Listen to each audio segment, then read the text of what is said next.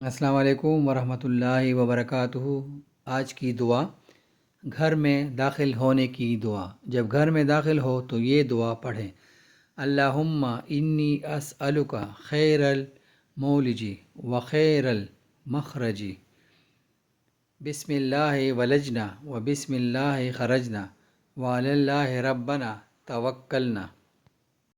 اے اللہ، میں سوال کرتا ہوں آپ سے اچھے داخلہ کا اور اچھی طرح نکلنے کا۔ اللہ کے نام سے میں داخل ہوا، اللہ کے نام سے میں نکلا، اور اپنے رب اللہ پر میں نے بھروسہ کیا۔ رواہ ابو داؤد۔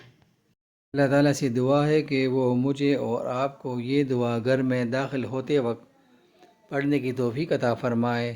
آمین ثم آمین۔